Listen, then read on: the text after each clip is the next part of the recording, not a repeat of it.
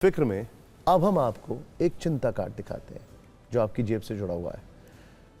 आज हम आपको बिल्कुल आसान भाषा में समझाने वाले हैं कि कैसे थोक महंगाई दर के आंकड़ों में नए संकट वाले संकेत हैं जिसकी कीमत आपको भी चुकानी पड़ेगी।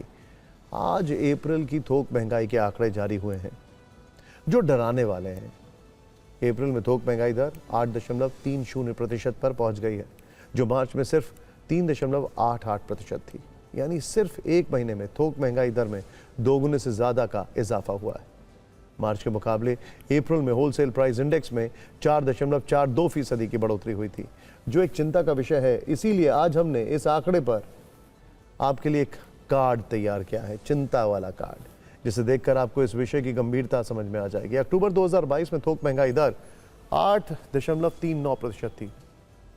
इसके बाद इसका स्तर लगातार नीचे गया, लेकिन एक बार फिर ये 8.3 पर पहुंच गई, जो 42 महीने के बाद सबसे ज्यादा है। अब हम आपको यह बताते हैं कि कैसे थोक महंगाई दर हम सब के लिए एक तरह की चेतावनी है, जिसका मतलब यह है कि अगर यह बढ़ रही है तो आने वाले कुछ वक्त में इसका असर आम आदमी पर हो सकता है। इसे समझना जरूरी है। असल में थोक महंगाई दर का सीधा मतलब होता है फैक्ट्रियां या बड़ी मंडियों के स्तर पर सामान की कीमतें बढ़ जाना, जहां से कच्चा माल या सामान खरीदने के लिए बड़ी कंपनियों और व्यापारियों को ज्यादा कीमत देनी होगी।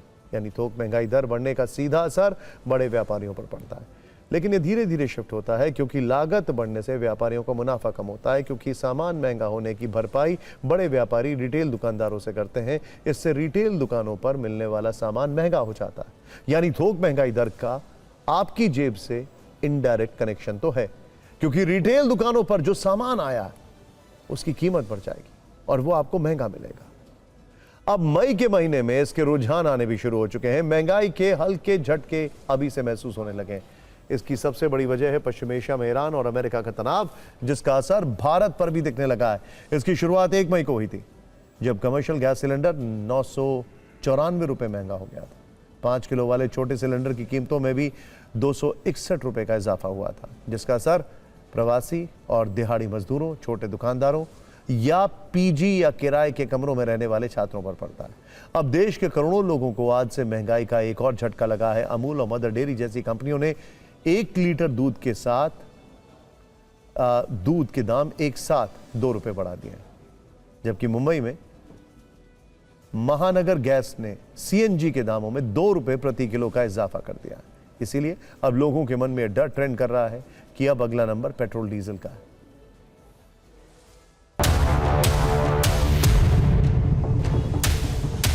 महानगरी मुंबई में महंगाई का दौर लगातार जारी है। अब आज से सीएनजी 2 रुपए किलो बढ़ चुके हैं। कमाई कम है, ज़्यादा पैसा लग रहा है। अब लीटर भी बढ़ाना मांगता है ना। गरीब तो ऐसा ही मर गया, और भी धूप में मेहनत करना पड़ता है। देखो हमको ऐसा, तो हम किधर पूरा करेंगे। भैया वैसे इतनी महंगाई हो रही है, यहाँ तो 1-1 रुपए की भी बढ़ना हमारे लिए तो बहुत मुश्किल ही है। खर्चे वैसे हमारे 200 रुपये एकदम से अगर बढ़ जाए 230 रुपया, तो 30 रुपये हम कहाँ से जोड़ेंगे? तो समझे ना।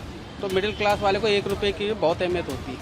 हर महीने दूध का 2-2 रुपया बढ़ाएंगे तो हर महीने एक गृहिणी का कितना होता है?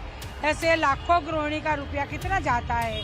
बहुत तकलीफ हो रही है। 6 महीने होते नहीं है और 2 रुपए वो करके अपना रेट बढ़ा देते हैं। आम इंसान क्या करेगा? आम इंसान की बजट देखो, और वो अपना 2 रुपए मनमानी करेंगे तो हम अपना खर्चा कैसे चलाएंगे? रेट बढ़ने की वजह से बहुत परेशानी हो गई है जी। इस महंगाई में जाएंगे तो कैसे घर चलेंगे? 2 रुपए आज बढ़े हैं, फिर बढ़ जाएंगे। बढ़ते बढ़ते तो माहौल और बहुत खराब हो जाएगा जी। गरीब इंसान क्या करे? क्या चाय पीना छोड़ दे? क्या करे? खाना पीना छोड़ दे? क्या करे?